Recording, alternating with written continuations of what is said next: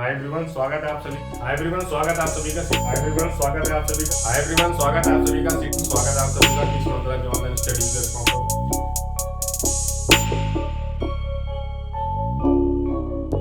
तो कैसे हैं आप लोग? आई होप सब लोग अच्छे होंगे और बेहतर कर रहे होंगे, नई चीज़ें सीख रहे होंगे।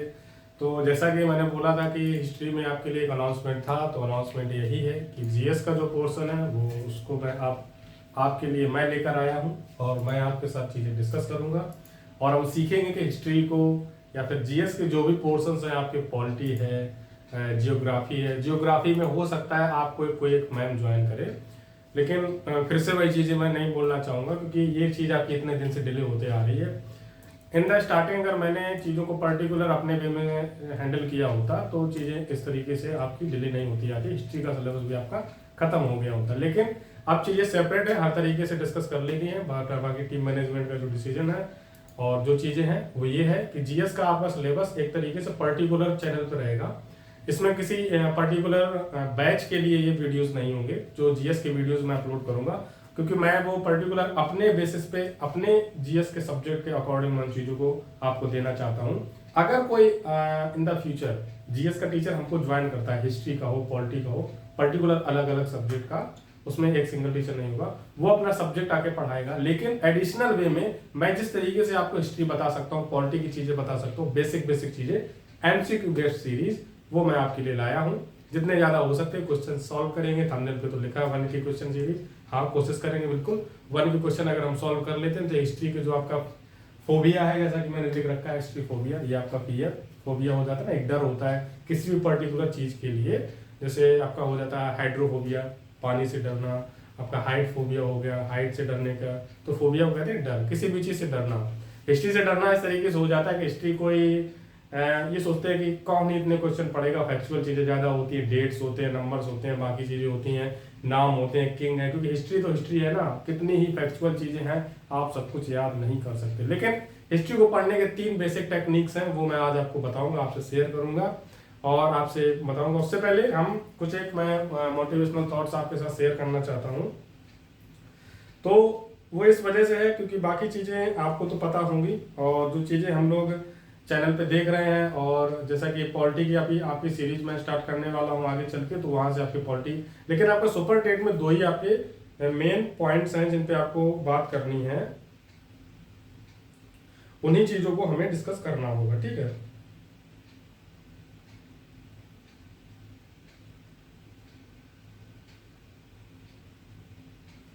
और पॉलिटी की सीरीज में हम एमसीक्यू सीरीज वो भी रहेगी। जियोग्राफी की सीरीज मैं कोशिश करूंगा, अगर मैम से थोड़ा बात हो पाती है ठीक तरीके से, थ्योरी नहीं एमसीक्यू बेस रखें तो एमसीक्यू क्वेश्चन हम वहाँ भी सॉल्व कर लेंगे और आपका हो जाएगा। आपको फिर इकोनॉमी बचेगा, तो इकोनॉमी में भी आपको प्लानिंग वगैरह पढ़ना है। जो योजना आयोग थे हमारे पहले के, जो 5 ईयर प्लान थे, उनको ही पढ़ना होता है। बाकी सुपर टेट में आपका करंट अफेयर से रिलेट करके क्वेश्चन आता है, ठीक है, तो वो चीज़ आपकी वहाँ से क्लियर हो जाएगी। तो जो हमारा मोटिवेशनल थॉट है उसको हम पहले डिस्कस कर लेते हैं। ये थॉट आपके लिए जरूरी हो जाता है क्योंकि चीज़ें हम उस तरीके से कर रहे हैं और आसपास का वातावरण, एनवायरनमेंट इतना ठीक नहीं है। तो हमारा मोटिवेशनल थॉट ये है, यही जज्बा रहा तो मुश्किलों का हल भी निकलेगा, जमी बंजर हुई तो क्या हुआ वहीं से जल भी निकलेगा, ना हो मायूस ना घबरा अंधेरों से, मेरे साथी इन्हीं रातों के दामन से सुनहरा कल भी निकलेगा, ठीक है। तो ये हमारा मोटिवेशनल थॉट हो जाता है आज का। मोटिवेशनल थॉट से हमारा ये मतलब रहता है कि हमारी टीम आपको मोटिवेट करना चाहती है, आप भी मोटिवेट रहें और मोटिवेशनल थॉट्स पढ़ें, इंस्पायरिंग पीपल्स की वीडियोस देखें। और आज 14 अप्रैल था, बाबा साहब की जयंती थी, बर्थ एनिवर्सरी 135 131वीं जन्म जयंती थी, उनका जन्म दिवस था, तो वो सेलिब्रेट किया। हमारी टीम ने एक ट्रिब्यूट वीडियो भी डाला था, ठीक है। तो देखते हैं, अपना सब्जेक्ट समझते हैं इसके। हिस्ट्री कोई फियर नहीं, फोबिया नहीं है, बहुत आसान है, बहुत ईजी है। मैं कुछ टेक्निकल चीजें आपको बता देता हूँ आज, और बाकी ये हमारी थ्योरेटिकल क्लासेस नहीं रहेंगी, ये मैं अभी बोले दे रहा हूँ। थ्योरेटिकल क्लास अब हो सकता है कि चैनल पे जो भी यहाँ पे हमारे क्लासेस आ रही हैं, जैसे कि मैथ्स आपकी थ्योरेटिकल चल रही है, आपको थ्योरी बेस्ड सॉल्व करवाया जा रहा है, नहीं, अब वो भी कन्वर्ट कर दिया जाएगा एमसीक्यू में। मेरी भी क्लासेस हैं, एमसीक्यू में कन्वर्ट हो जाएंगे, सिर्फ क्वेश्चन ही सॉल्व करवाए जाएंगे। जितने भी थ्योरेटिकल क्लासेस हैं उनको अब कुछ दिनों के लिए रोक दिया जाएगा। वो इस वजह से क्योंकि पर्टिकुलर लोगों के मैसेज आ रहे हैं, स्टूडेंट्स के मैसेज आ रहे हैं कि सर एमसीक्यू बेस्ड चीजें करवाइए, ज्यादा थ्योरी उतना कोई रिस्पॉन्स अच्छा दे नहीं रहा। रिस्पॉन्स का मतलब ये हो जाता है कि थ्योरी हम लोग तो एकेडमिक में पढ़ के ही आते हैं, यहाँ भी थ्योरी पढ़े यूट्यूब पे भी। और मैं एक चीज बोलना चाहूंगा, जो बच्चे थ्योरी से बचते हैं ना, अगर भले मैं मुझे ये चीज नहीं बोलनी चाहिए इनफॉर्मेटिव, आप डिमोटिवेट हो जाएंगे। जो बच्चे थ्योरी से बचते हैं ना, उनके कभी कॉन्सेप्ट क्लियर नहीं हो पाते हैं। ये चीज मैं यहाँ पे खड़े होकर आपसे बोल रहा हूँ। आज हिस्ट्री में यहाँ पे खड़े होकर आपसे आज मैं डिस्कस करने लगा। कल तक मैं पेडागॉजी पढ़ाता था, तो आपको भी अजीब लग रहा होगा कि मैं क्यों हिस्ट्री पढ़ाने लगा। अगर आपके किसी भी चीज के कॉन्सेप्ट क्लियर होंगे तो आप भी कोई भी सब्जेक्ट पढ़ा सकते हो। पर्टिकुलर उस सब्जेक्ट में आपको पीएचडी करने की जरूरत नहीं होती। आपको की पॉइंट्स, कॉन्सेप्ट्स और चीजों को समझाने की, अंडरस्टैंडिंग बनाने का तरीका होना चाहिए, आना चाहिए कि आप दूसरों तक वो चीजों को कैसे डिलीवर कर सकते हैं। कम्युनिकेशन स्किल्स अगर आपकी अच्छी है, अंडरस्टैंडिंग अच्छी है किसी भी सब्जेक्ट को लेकर पर्टिकुलर, तो आपकी चीजें अच्छी हो जाती है। जैसे कि मुझे सीडीपी पसंद है, मुझे पॉलिटी भी बहुत पसंद है, बहुत ज्यादा पसंद है पॉलिटी। मेरा मतलब मैं चाहता हूँ कि मैं उस सब्जेक्ट को किस हद तक पढ़ सकता हूँ मैं पढ़ूँ, लेकिन भाई है कि मेरे पास ना टाइम नहीं हो पाता है और सीडीपी आपको पढ़ाना होता है, बाकी भी चीजें होती पर्टिकुलर। लेकिन सीडीपी मैंने पॉलिटी पढ़ रखी है, पहले से पढ़ा है, काफी अच्छे से पढ़ी है। हिस्ट्री भी आपकी काफी अच्छे से पढ़ी। हिस्ट्री में इंटरेस्ट है उतना नहीं है, हिस्ट्री मुझे पसंद नहीं है। सिर्फ मिडाइवल हिस्ट्री को छोड़ के, मध्यकालीन भारत को छोड़ के मुझे एंशिएंट हिस्ट्री में उतना इंटरेस्ट नहीं रहता है। एंशिएंट हिस्ट्री ठीक है, अच्छा है, अच्छी है, हिस्ट्री कोई खराब नहीं होती है, लेकिन एंशिएंट हिस्ट्री मुझे उतनी अच्छी नहीं जितनी मुझे मिडाइवल हिस्ट्री लगती है। मॉडर्न हिस्ट्री भी बढ़िया है, अच्छी चीज है। वो तो हमारा स्वतंत्रता संग्राम हो जाता है, इंडिपेंडेंस पीरियड है हमारे इंडियन हिस्ट्री का, तो वो भी अच्छी है। लेकिन मिडाइवल हिस्ट्री जितना पढ़ने में अच्छा इंटरेस्टिंग आता है, उतना मुझे हिस्ट्री में किसी भी पार्ट में नहीं आता। ठीक है, तो पॉलिटी इंटरेस्टिंग मुझे लगती है, बहुत अच्छी है, इंटरेस्टिंग। इकोनॉमी बोरिंग है, मैं खुद कह रहा हूँ, लेकिन उससे जो मेन पॉइंट से चीज़ों को मैं डिस्कस आपसे कर लूँगा। ठीक है, तो ये हमारी बेसिकली जो सीरीज रहेगी ये एमसीक्यू बेस्ड रहेगी पूरा 1 के, प्लस हम लोग क्वेश्चन सॉल्व करेंगे एमसीक्यू के, प्लस पीवाईक्यू उसमें कौन होंगे, ऑल टैक्स के क्वेश्चन होंगे, ठीक है, केवीएस के क्वेश्चन होंगे, और आपके यूपीपीएससी के क्वेश्चन होंगे, यूपीएससी के क्वेश्चन होंगे। इससे डर मत जाना कि यूपीपीएससी जोड़ दिया, यूपीएससी जोड़ दिया, ये हिस्ट्री के क्वेश्चन हमारे ऑल टैक्स में कैसे आएंगे। बेटा बात ये है, आप समझ जाएं यहाँ पे कि यूपीएससी में जो क्वेश्चन आता है यहाँ पे स्टेटमेंट वाला क्वेश्चन आता है। अगर आप एक यूपीएससी का क्वेश्चन सॉल्व कर रहे हैं तो वहां पे आपके टेट के 5 क्वेश्चन सॉल्व हो जा रहे हैं। समझ रहे हो ना, लेवल होता है चीजों का, समझे उन चीजों को। अगर एक क्वेश्चन आपने यहाँ पे यूपीएससी का सॉल्व कर लिया, हिस्ट्री का क्वेश्चन पढ़ लिया, स्टेटमेंट दिए होते हैं उसमें 4 से 5 स्टेटमेंट के हिसाब से आपको क्वेश्चन क्लियर करना होता है, तो आपके 5 क्वेश्चन सॉल्व हो जाएंगे हिस्ट्री के। आप टेट में वहां से कोई भी क्वेश्चन पूछ ले जाए, ठीक है। अब 10 क्वेश्चन सॉल्व करते हैं आप यूपीएससी के किसी भी सेट के। मैं अगर यहाँ पे आपके लिए क्वेश्चन लेके आऊंगा, उसमें मैं अगर 15 क्वेश्चन आपको सॉल्व करवाता हूँ तो 2 से 3 क्वेश्चन जरूर रखूंगा जो आपके यूपीएससी लेवल के हों, ठीक है। वो इस वजह से कि यहाँ से चीजें ज्यादा अच्छे से क्लियर हो जाए, क्योंकि आप थ्योरी पढ़ नहीं रहे हो और मुझे समझाना, आपको बताना सब कुछ पड़ेगा। अब यूपी मतलब सुपर टेट के बैच में, सुपर टेट के सिलेबस में जो सुपर टेट आपका है, इसमें 10 नंबर का एसएसटी आना है। इसमें सब कुछ है आपका, हिस्ट्री है, इकोनॉमी है, पॉलिटी है, ज्योग्राफी है, साइंस भी इंक्लूड है, एनवायरमेंट भी इंक्लूड है, सब कुछ आना 10 नंबर में। तो क्या आ जाएगा, 2-2 नंबर की जो चीजें आ रही हैं, 1000 क्वेश्चन आप सॉल्व कर लोगे। 2 क्वेश्चन फंसाना क्या ही बड़ी बात है, बहुत आराम से फंस जाएगा, कोई दिक्कत नहीं है। अगर आपने की पॉइंट्स वहां पे समझ लिए तो बहुत ज्यादा। और इसमें पूरा हिस्ट्री भी आपको नहीं पढ़ना है, इसमें आपको पढ़ना है इंडियाज इंडिपेंडेंस वॉर पढ़ना है,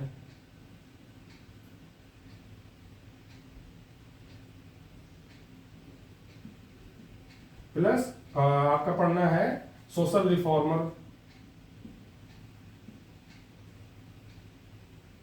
रिफॉर्मर्स ऑफ इंडिया, भारत के समाज सुधारक, ठीक है। और इंडियाज इंडिपेंडेंस वॉर मतलब भारत का स्वतंत्रता संग्राम। सिर्फ 2 ही टॉपिक पढ़ना है बेटा। 2 ही टॉपिक में क्या करना है आपको, यहाँ पढ़ लेना, सीधा आपको स्टार्ट करना है 1857 से 1947 तक, खत्म हो जाएगा। 1857 के बीच से 1947 के बीच में जो कि आपके राजा राम मोहन राय हो गए, गोपाल कृष्ण गोखले हो गए, आपका ज्योतिबा फूले हो गए, आपके तिलक महान हो गए, विवेकानंद हो गए, जितने भी आपके समाज सुधारक है, सोशल रिफॉर्मर रहे, उनके बारे में पढ़ लेना है। ज्यादा से ज्यादा आपके 6 से 7 है, 8 है, इससे ज्यादा आप है नहीं। तो उनसे रिलेटेड आपके जो भी क्वेश्चन होंगे, मैं 10-10, 20-20, 50-50 क्वेश्चन आपको इनसे रिलेटेड सॉल्व करवा दूंगा। उनको आपको एमसीक्यू की पीडीएफ दे दूंगा, खत्म। वहां से पेपर खत्म, आपका 10 नंबर ही कहीं नहीं जाने वाला है। अगर इस तरीके से हम चीजें कर लेंगे, सारी चीजें आपकी आसानी से सॉल्व हो जाएंगी, ठीक है। अब मैं आपको हिस्ट्री का एक थोड़ा सा डेमो देता हूँ, एक व्यू देता हूँ कि हिस्ट्री को आपको किस तरीके से पढ़ना चाहिए। वैसे तो मैं ये सब इतना ही बताने वाला था, इतना भी बता के वीडियो खत्म करने वाला था, लेकिन अब है क्या ना कि मैं हिस्ट्री अगर यहाँ पे पढ़ाने के लिए खड़ा हूँ तो आपको थोड़ा लगना भी चाहिए कि हाँ हिस्ट्री को इस तरीके से समझ सकते हैं। मैं कुछ चीज़ें आपसे शेयर करना चाहता हूँ। ठीक है, तो इतनी चीज़ें आपको समझ में आ रही होंगी। एमसीक्यू बेस्ड रहेगा हमारा पूरा, ठीक है। सिर्फ क्वेश्चन सॉल्व करें, क्वेश्चन से अगर हमारे कुछ थ्योरी के कॉन्सेप्ट्स होंगे उनको क्लियर करते हुए चले चलेंगे, ठीक है। तो हो क्या जाता है कि हिस्ट्री आपका 3 पार्ट में डिवाइड है।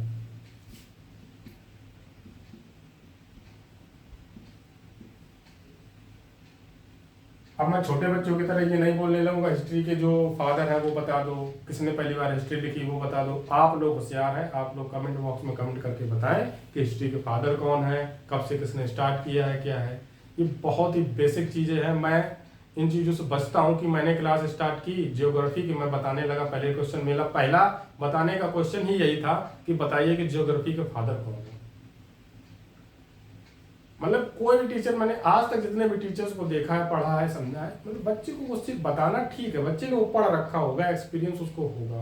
फर्स्ट टाइम अगर कोई बच्चा पढ़ रहा होगा, ये बेसिक नॉलेज जीकेएस के क्वेश्चन होते हैं। हिस्ट्री का फादर हो गया, ज्योग्राफी का फादर हो गया, आपका पॉलिटी के फादर हो गए, इन सब चीज़ों के, इन सब्जेक्ट के बारे में पर्टिकुलर होता है, ठीक है। कमेंट बॉक्स में कमेंट करके मुझे बताएं कि हिस्ट्री के फादर किनको बोला जाता है, ठीक है। मैं, हाँ, अगर आपको लग रहा मुझे नहीं आता, आपको लगने दो, मुझे उससे भी कोई दिक्कत नहीं है, ठीक है। यहाँ पे आ जाते हैं कि 3 पार्ट में हमने अगर हिस्ट्री को डिवाइड कर दिया तो आपका पहला तो हो जाता है एंशिएंट। और बेटा एंशिएंट हिस्ट्री का पीरियड रहता है, इसको भी हम 2 पार्ट से 3 पार्ट में डिवाइड करते हैं। एक तो आपका हो जाता है 25,000 BC से 750 to 50 BC तक, ठीक है। ये आपका एक पीरियड हो जाता है। अब आपका फिर हो जाता है 750 से 5000 BC तक, ठीक है। और फिर आपका हो जाता है 5000 BC से 1000 BC तक, ठीक है। फिर आपका हो जाता है 1000 BC से 750 BC तक, ठीक है। इस तरीके से आपका डिवाइड हो जाता है कि ये आपके पर्टिकुलर नंबर। अब आप देख रहे हो मैंने इतने सारे नंबर लिख दिए, इसका मतलब क्या है, यहाँ पे जब आपका होता है, ये आपका एंशिएंट हिस्ट्री है, ये आपके मान लीजिए जैसे आपको पूरा पाषाण काल हो गया, बाकी चीजें होंगी, उस तरीके से डिवाइड किया गया था, ठीक है। यहाँ पे 1750 में आपका हो जाता है, 1750 से 1500 में यहाँ पे आपका जो आपका वैदिक पीरियड था उसको बोल दिया जाता है, ठीक है। 1500 से 1000 BC का ये भी आपका वैदिक पीरियड बोल दिया जाता है। 1000 BC से 750 BC में यहाँ पे आर्य आ जाते हैं, आपके भारत में आर्य भी आते हैं, जो कि 1750 से 1000 के बीच में आपके आर्य जो भारत आए थे उनके बारे में हम पढ़ते हैं। यहाँ पे 1000 BC से 1750 में आर्यों के बारे में क्या क्या चीजें कन्वर्टेड होती गई, उन्होंने कौन कौन से धर्म बनाए, क्या क्या चीजें बनाई, उनके बारे में पढ़ते हैं। 1750 के बाद आ जाता है आपके महावीर आ जाते हैं, गौतम बुद्ध आ जाते हैं, बुद्धा आ जाते हैं आपके, इनके बारे में पढ़ते हैं, जो आपका 567 से 457 तक हो जाता है, 512 से और 468 तक हो जाता है, ठीक है। इन लोगों के बारे में पढ़ते हैं, ठीक है। हो सकता है मैंने एग्जैक्ट नंबर सही ना बोला हो, क्योंकि किसी भी बच्चे ने अगर क्लिक कर लिया कि मैंने क्या बोला था तो कमेंट बॉक्स में जरूर कमेंट कर दें सर आप ये चीज गलत बोल गए। होता क्या है कि देखो अलग अलग बुक्स में अलग अलग तरीके से लिख रखा है, ठीक है। मैंने यहाँ पे पर्टिकुलर एक पॉइंट ऑफ व्यू लिख दिया है कि 2500 BC से 1750 BC मैंने अगर लिख दिया हिस्ट्री, बस इसी वजह से तो हिस्ट्री आपको कंफ्यूज करती है। हिस्ट्री कंफ्यूज इसी वजह से करती है हमें कि इनके जो एग्जैक्ट नंबर है एंशिएंट हिस्ट्री में, सबसे ज्यादा एंशिएंट हिस्ट्री में डाउट होते हैं सबसे ज्यादा एंशिएंट हिस्ट्री में, क्योंकि इनकी जो नंबर्स हैं, इनकी जो डेट्स हैं वो कंफर्म नहीं है, किसी भी अलग अलग बुक्स में अलग अलग तरीके से लिख रखे हैं, ठीक है।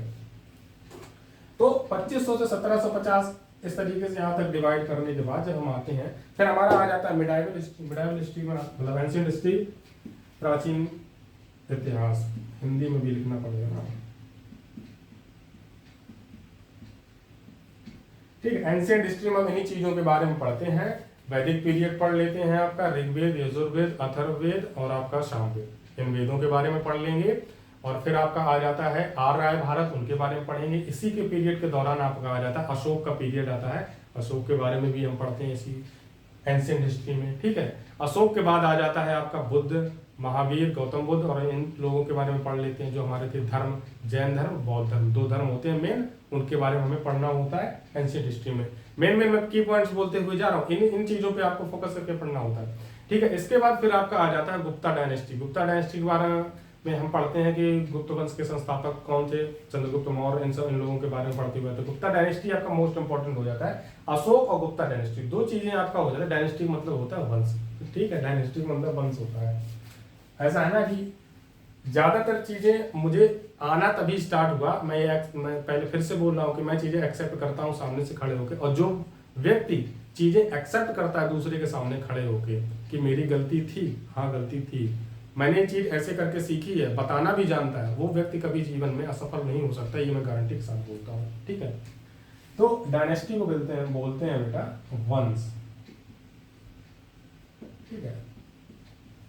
पर्टिकुलर है क्या कि मैं इंग्लिश से जब मैंने बुक्स को प्रेफर किया पढ़ने के लिए, हिस्ट्री हो गई, पॉलिटी हो गई, बाकी चीजें हो गई, तब चीजें ज्यादा क्लियर हुई, ज्यादा समझ में आना स्टार्ट हुई हिंदी मीडियम की अपेक्षा। ये हमारे पर्टिकुलर हमारे एजुकेशन सिस्टम में प्रॉब्लम है कि हमें जब हिंदी मीडियम में पढ़ाया जाता है तो हमें हिंदी भाषी ही बना दिया जाता है, हमें पर्टिकुलर चीजें बताई नहीं जाती हैं। हमें प्राचीन इतिहास ही हमेशा पढ़ाया गया, हमें खुद डर लगने लगा कि इसमें इतने कठिन कठिन शब्द आते हैं, हमें पता ही नहीं चलता था। एंशिएंट हिस्ट्री मैंने पढ़ा, डायनेस्टी पढ़ा, बाकी चीजों को जब पर्टिकुलर इंग्लिश में कन्वर्टेड देखा, चीजें समझ में आना स्टार्ट हो जाते हैं। वो दो चीजें कनेक्शन बनता है ना, दो लैंग्वेज का, वो कनेक्शन इसी को बोलते हैं, उसी से चीजें और क्लियर होती हैं। तो प्राचीन भारत हो जाता है, फिर आपका हो जाता है मिडाइवल हिस्ट्री,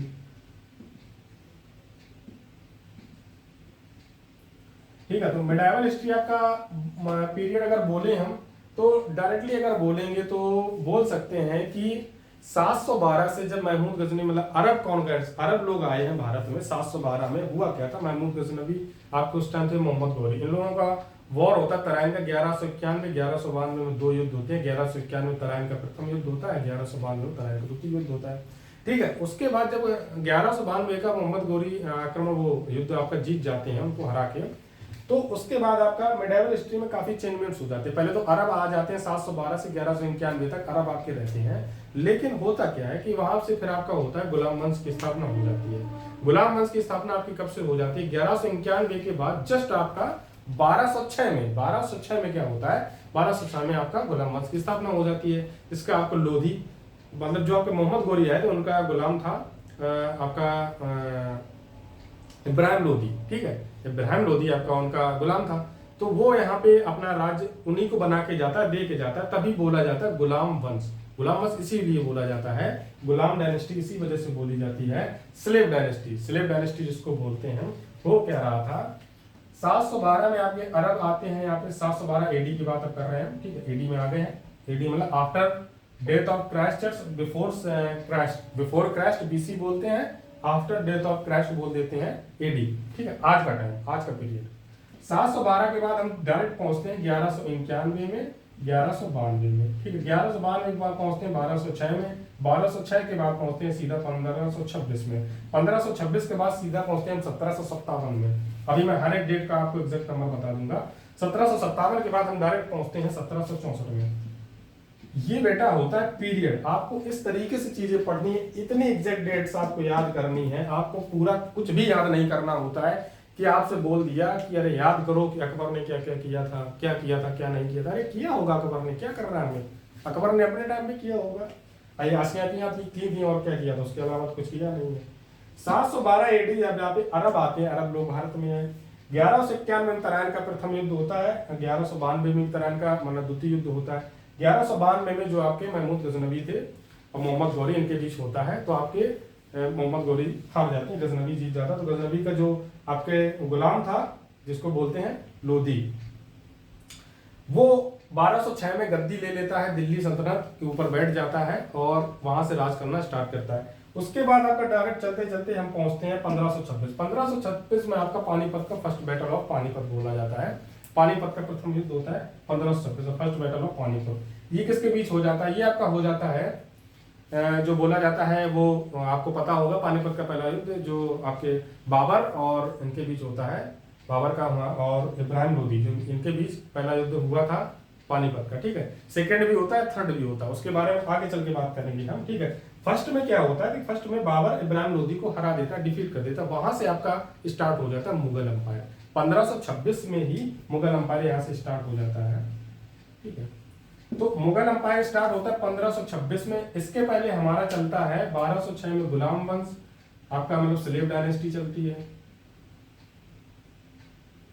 फिर आ जाता है मुगल एम्पायर। मुगल एम्पायर आपका चलते चलते चलता चला जाता है 1757 तक का। बैटल ऑफ प्लासी, प्लासी का युद्ध बोला जाता है 1757 में।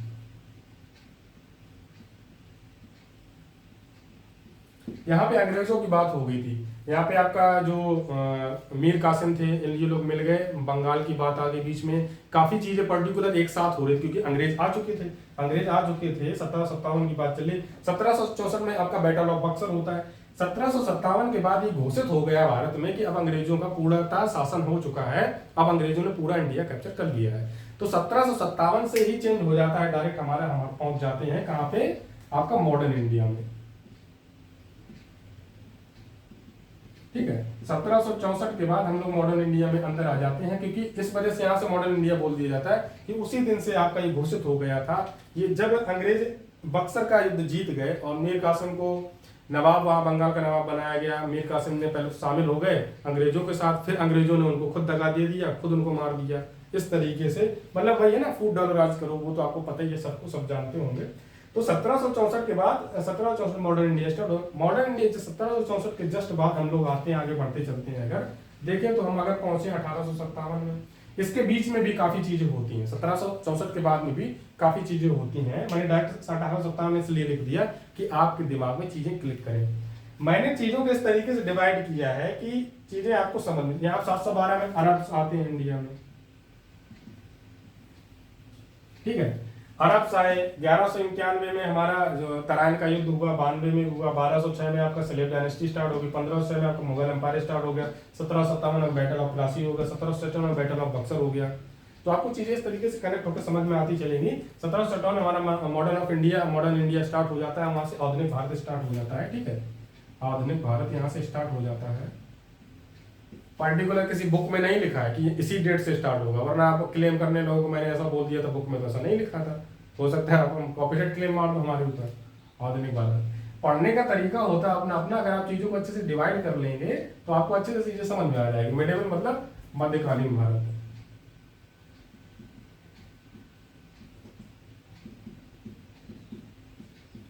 ठीक है, मध्यकालीन भारत, आधुनिक भारत और आपका ये हो गया प्राचीन भारत। ठीक है, तो इतनी चीज समझने के बाद जब आते 1764 में बैटल ऑफ बक्सर हुआ, आपका 1857 में प्रथम स्वतंत्रता संग्राम जिसको बोला जाता है, भारत का प्रथम स्वतंत्रता संग्राम मंगल पांडे की वजह से होता है। और झांसी की रानी, बाकी चीजें, ये सब चीजें पता है ना आपको। 1857 में ये सब घटित होता है, काफी चीजें हो जाती है। इसके बाद आपकी जो रानी है, ब्रिटिश एम्पायर की रानी थी उस समय, एलिजाबेथ, ठीक है, वो घोषित करती हैं कि भारत का जो शासन है, राज है, वो वहां के वॉयसराय नहीं करेंगे, वो कन्वर्ट कर देती हैं उस चीज को गवर्नर में। यहाँ पे गवर्नर नियुक्त कर दिया जाता है और वो गवर्नर सीधा रिपोर्ट करता है फिर ब्रिटिश पार्लियामेंट को। ये चीज आपकी 1858 में घोषित कर दी जाती है, जिसको बोल दिया जाता है British charter act of India. First time जो भारत में आता है, इसके पहले भी आए थे।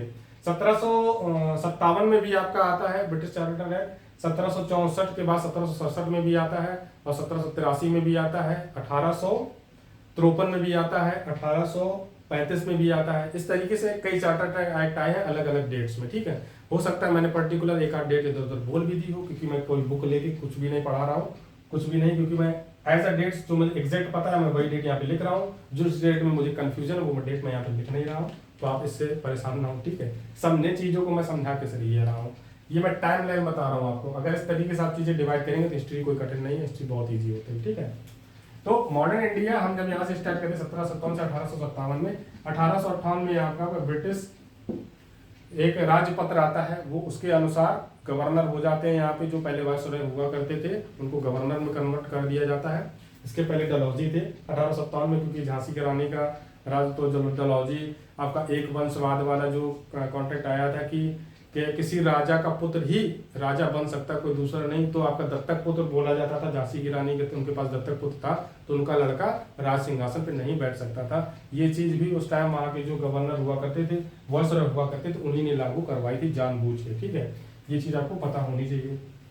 और 1858 में राजपत्र आता है, बोल दिया जाता है कि गवर्नर होंगे। अब भारत में डायरेक्ट शासन किया जाएगा ब्रिटिश पार्लियामेंट के द्वारा। वहां से जो ऑर्डर्स आएंगे उन ऑर्डर्स को फॉलो करना पड़ेगा। 1858 के आते आते हम लोग आगे बढ़ते हैं।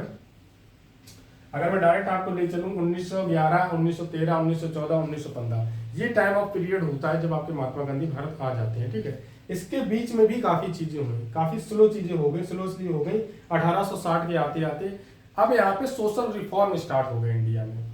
अब भारतवासी लड़ नहीं रहे थे, वो सोशल तरीके से रिफॉर्म कर रहे थे, लोगों से जाके मिल रहे थे। इस बीच आपके आते हैं राजा राम मोहन राय आते हैं, बाल गंगाधर तिलक आते हैं, आपके विवेकानंद आते हैं, बहुत सारे लोग आते हैं इस बीच में सोशल रिफॉर्म, उस चीज को भी हमें पढ़ना है। और भारत का first independent battle of India हमें 1857 से लेकर 1947 के बीच में जो जो मुख्य घटनाएं हुई थी उनको पढ़ना है सुपर के सिलेबस में। बस इतना ही सिलेबस है आपका, हिस्ट्री का पूरा सिलेबस ये है। इसको पढ़ने में तो हमें 2-3 महीने लग जाएंगे, 3 महीने अगर अच्छे से पढ़ेंगे तो। लेकिन इसमें आपको पढ़ना है 1857 से 1947 में जो आपका 100 साल के बीच का हमें मुख्य मुख्य जो घटनाएं हैं उनको पढ़ लेना है, वहीं से हमारे क्वेश्चन फंस जाएंगे। ठीक है, 1858 के बाद हमारे सोशल रिफॉर्म स्टार्ट होते हैं। 1911, 1912, 9 जनवरी को जब महात्मा गांधी वापस आते हैं, भारत प्रवासी दिवस के रूप में मनाया जाता है। तब महात्मा गांधी के आने से चीजें काफी बदल जाती हैं। ठीक है, उनका बारदौली आंदोलन होता है। ठीक है, उनका जो क्या बोला जाता है, बारदौली आंदोलन होता है। और दो उनके मुख्यतः 3 आंदोलन थे। एक नील की खेती से रिलेटेड था जिसको बोल दिया जाता है। ठीक है, और एक बारदौली आंदोलन था जो मजदूर मिल से रिलेटेड था। ये 2 चीजें उनकी पर्टिकुलर मेन फेमस होती है महात्मा गांधी की। ठीक है, उसके बाद हम चलते हैं अगर डायरेक्ट 1935 में जाते हैं डायरेक्ट, वहां से आपको समझ में आ जाएगा। ठीक है, 1858 के बाद अगर हम जाए पर्टिकुलर मैं यहाँ पे लिख देता हूँ 1911। ठीक है, 1911 के बाद जाते हैं 1929 डेट भी आपकी इंपॉर्टेंट हो जाती है क्योंकि हमने उस दिन जवाहरलाल नेहरू ने प्रथम बार रावी नदी के तट पर भारत का झंडा फहराया था। भारत का झंडा कब पहली बार फहराया गया, तो आप बोलेंगे रावी नदी के तट पर, इंडिपेंडेंस के पहले की बात कर रहा हूँ। ठीक है, तो वहां पे उन्होंने बोला था कि हम 26 जनवरी 1930 को जो हमारा आने वाला है, ये दिसंबर की मैं बात कर रहा हूँ, दिसंबर के टाइम की थी, उन्होंने 1 महीने बाद बोला था कि हम स्वतंत्रता अचीव कर लेंगे, स्वतंत्रता पा लेंगे और 26 जनवरी को हम स्वतंत्र भारत में स्वतंत्रता मनाएंगे, स्वतंत्रता दिवस मनाएंगे। तो उसी वजह से 26 जनवरी को फिर हमारा संविधान कन्वर्टेड कर दिया गया, पहले जो लागू होने वाला था, क्योंकि 15 अगस्त को तो हम आजाद हो गए, संविधान हमारा बनके भी तैयार हो गया था। 9 दिसंबर जो आपका बोला जाता है संविधान 6 नवंबर संविधान का जो लास्ट बैठक थी वो सारी कंप्लीट हो जाती है, लेकिन हमारे पास फिर भी बीच में 1 महीने का टाइम था, दिसंबर का टाइम था। चाहते तो हम उसी दिन को, लेकिन किया क्या गया कि हमने संविधान को पूर्णतया अपनाने की बात कब की, 26 जनवरी को 1950 में। ठीक है, क्यों, वो इसी वजह से, वजह रीजन यही था। 1911 में जो नहीं, सॉरी 1911 में नहीं, 1929 में जवाहरलाल नेहरू ने जब रावी नदी के तट पर प्रथम बार झंडा फहराया था, उन्होंने उस दिन उस चीज को बोल दिया था। उस चीज को फॉलो अप करने के लिए 26 जनवरी को हम गणतंत्र दिवस के रूप में मनाते हैं। वैसे 26 जनवरी हमारा जवाहरलाल नेहरू ने बोला था कि हम 26 जनवरी को स्वतंत्रता दिवस मनाएंगे, लेकिन हमें आज़ादी लेट मिली, 17 साल बाद मिली, 1930 मतलब बात कर रहा हूँ 1930 की। 1947 में आज़ादी हमें मिलती है, तो जिसकी वजह से चीज़ें लेट हो गई और काफ़ी चीज़ें इधर उधर हो जाती हैं। ठीक है, और उसी वजह से 26 जनवरी हमारा ये बोल दिया गया। तो 1935 में आपका आता है गवर्नमेंट ऑफ इंडिया एक्ट आता है, जो GOI आपका बोल दिया जाता है। सेकेंड था, काफ़ी इंपॉर्टेंट हो जाता है, कॉन्स्टिट्यूशन में इसका काफ़ी पार्ट इंक्लूड करके रखा गया है, कम से कम 50 to 60% आपका पॉलिटिक्स कॉन्स्टिट्यूशन में 40 से 50% हिस्सा इसी का है। ठीक है, जिसको गवर्नमेंट ऑफ इंडिया एक्ट बोला जाता है, GOI बोल दिया जाता है। ठीक है, इसके बाद हम डायरेक्ट चले जाते हैं 1947 में। ठीक है, यहाँ पे हम हो जाते हैं इंडिपेंडेंट। फिर इसके बाद आ जाता है आपका post independent period of Indian history, उसको बोल देते हैं post independent period of Indian history, PIPOIH बोला जाता है, शॉर्ट फॉर्म होता है। अगर पर्टिकुलर इस तरीके से आपने नहीं पढ़ा होगा तो ये तो मैं कुछ भी बोल दे रहा हूँ। तो आधुनिक भारत 1764 बक्सर के बैटल के बाद चीजें बदल जाती है, क्योंकि यहाँ से अंग्रेज बक्सर का युद्ध जीत गए थे, उनकी चीजें काफी चेंजमेंट्स हो गई। 1764 इंपॉर्टेंट है, 1857 इंपॉर्टेंट है, 1858 इंपॉर्टेंट है, 1911 इंपॉर्टेंट है, 1935 इंपॉर्टेंट है, 1947 तो वही है इंपॉर्टेंट।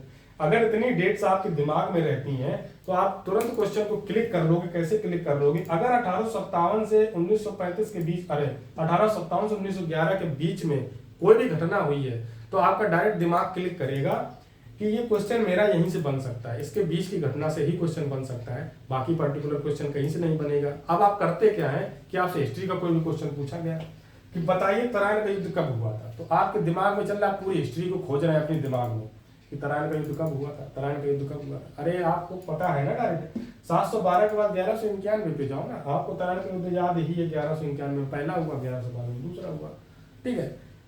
कम चीजें याद करो, लेकिन उन चीजों को कनेक्ट करके एक दूसरे से सीरीज बना के जब चलोगे तो चीजें और अच्छे से याद आ जाएंगी, ठीक है। 1191, 1192, 1206, 1526, 1526 के बाद आपका आ जाता है 1751, 1761, 1761 में आपका थर्ड बैटल ऑफ हो जाता है। 1526 के बाद 1556 में आपका सेकंड बैटल ऑफ पानीपत हो जाता है। जो 1556 वाला होता है वो अकबर और उनके जो हेमू थे बोला जाता है, उनके बीच में हुआ था, हेमू बोला जाता था उनको, ठीक है। तो इन सब चीजों के बाद आप 1757 का 1764 में चले जाते हैं, ये तो मैंने चीज आपको पहले से बता दी है, ठीक है। तो इस तरीके से पूरा हिस्ट्री का आपका पैटर्न बनता है, सारी चीजें बनती हैं। मैंने इसको थोड़ा फास्ट वे में आपको समझाया, अगर चाहता तो मैं और स्लो करके समझा जाता था, लेकिन है क्या, स्लो करने के चक्कर में भी ये काफी आपकी वीडियो बड़ी हुई है, क्योंकि मैंने बहुत सारी चीजें बता दी हैं, क्योंकि यहाँ पे इतना डाटा लिख दिया है। अगर आप इतना डाटा सर्च करेंगे, देखेंगे, तो मैंने कितनी डेट्स आपको बता दी है, ठीक है।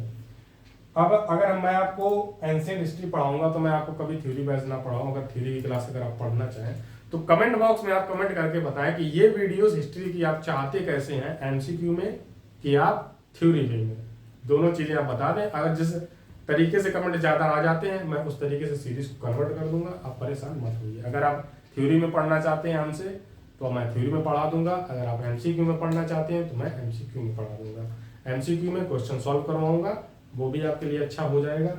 थ्योरी में पढ़ना चाहेंगे तो थ्योरी में पढ़ाने में मुझे भी इंटरेस्टिंग लगेगा, क्योंकि थ्योरी पढ़ने में मुझे बहुत अच्छा, पढ़ाने में भी बहुत अच्छा लगता है, पढ़ने में बहुत अच्छा लगता है, ठीक है। एमसीक्यू तो अपने आप बनते ही बनते हैं। अगर थ्योरी आपको पूरा कॉन्सेप्ट पता है तो एमसीक्यू कहीं से भी आ जाए आप जरूर सही सॉल्व कर लेंगे, ठीक है। तो हिस्ट्री का जो फोबिया है, जो डर है आपका दूर हो गया होगा थोड़ा, कि हाँ आपको लग रहा होगा कि मैं यहाँ पे खड़े होकर अगर आपको बोल दिया कि मैं हिस्ट्री पढ़ाऊंगा तो आपको इतना सब देखने के बाद लग रहा होगा कि हाँ मैं हिस्ट्री आपको पढ़ा सकता हूँ, आपको पर्टिकुलर पढ़ने की जरूरत नहीं है। पॉलिटी में भी मैं आपको पढ़ाऊंगा, कोई दिक्कत नहीं है, पॉलिटी में मैं आपको पढ़ाऊंगा। तो उसमें क्या करेंगे हम, उसमें भी एमसीक्यू लेके चलेंगे, चीजें आपको अच्छे तरीके से करूंगा। हाँ, इन क्लासेस के लिए आप डिमांड मेरे हमसे बिल्कुल नहीं करेंगे। क्लासेस आपकी सैटरडे और संडे को आएंगी, भारी मात्रा में क्लास में नहीं दे पाऊंगा एकदम एक साथ आपको ढेर सारी क्लासेस, 2-2 हफ्ते में एक क्लास, क्योंकि फिर मैं सीडीपी भी पढ़ा रहा हूँ, जीएस भी पढ़ा रहा हूँ, हो सकता है हिंदी में मैं आपको पढ़ाने लगूँ। ये सब चीजें चेंज हो रही हैं, तो आप समझें, उस चीज को समझें। पर्टिकुलर ये चीजें इसलिए हैं कि मैं अपने बेसिकली अपने अनुभव से जो चीजें आपके साथ शेयर कर सकता हूँ वो मैं कर रहा हूँ। जिस तरीके से मैंने चीजें सीख रखी हैं उस तरीके से आपको सिखाने की कोशिश कर रहा हूँ। इन फ्यूचर अगर हमारे साथ कोई टीचर ज्वाइन करता है तो फिर वो टीचर अपना पर्टिकुलर सब्जेक्ट के आधार पर आपको चीजें पढ़ाएंगे, ठीक है। आप मुझसे ये डिमांड मत करने लगना कि सर आपने ये चीज ऐसे पढ़ा दी वैसे, क्योंकि मैं हिस्ट्री का पर्टिकुलर सब्जेक्ट टीचर नहीं हूँ, पॉलिटी का सब्जेक्ट टीचर नहीं हूँ पर्टिकुलर, हिंदी का सब्जेक्ट टीचर नहीं हूँ पर्टिकुलर, ईवीएस का पर्टिकुलर सब्जेक्ट टीचर नहीं हूँ। मैं सारे सब्जेक्ट पढ़ा सकता हूँ, क्योंकि स्किल्स होती है पढ़ाने की। हाँ, सीडीपी का मैं सब्जेक्ट टीचर आप बोल सकते हो, सीडीपी का मैं सब्जेक्ट टीचर हूँ, और बायोलॉजी का, 2 चीजों का आप बोल सकते हो, ठीक है। बायोलॉजी में सुपरटेट में नहीं पढ़ाने वाला हूँ, ठीक है। तो हिस्ट्री आपका इस तरीके से हम करेंगे, और पॉलिटी का एक वीडियो है वो भी आपको 1-2 दिन में मिल जाएगा, उसका इंट्रोडक्शन, दोनों चीजें हो जाएंगी। इकोनॉमी का इंट्रोडक्शन मुझे नहीं लगता कि देने की जरूरत है, वो डायरेक्ट हम प्लानिंग कमीशन से स्टार्ट करेंगे, 5 ईयर प्लानिंग के हिसाब से उसको स्टार्ट कर लेंगे, ठीक है। तो इस तरीके से आपकी चीजें हो जाएंगी क्लियर। फिर चलते हैं, मिलते हैं आपसे नई वीडियो में। इसकी नई क्लास जब मैं लेके आऊंगा आपके लिए एमसीक्यू की, हाँ कमेंट बॉक्स में कमेंट करके बताएं जरूर कि एमसीक्यू में पढ़ना है कि थ्योरी में पढ़ना है, दोनों चीजें बता दें, ठीक है। तब तक के लिए साइनिंग ऑफ, गुड बाय, मिलते हैं फिर आपसे नई वीडियो में।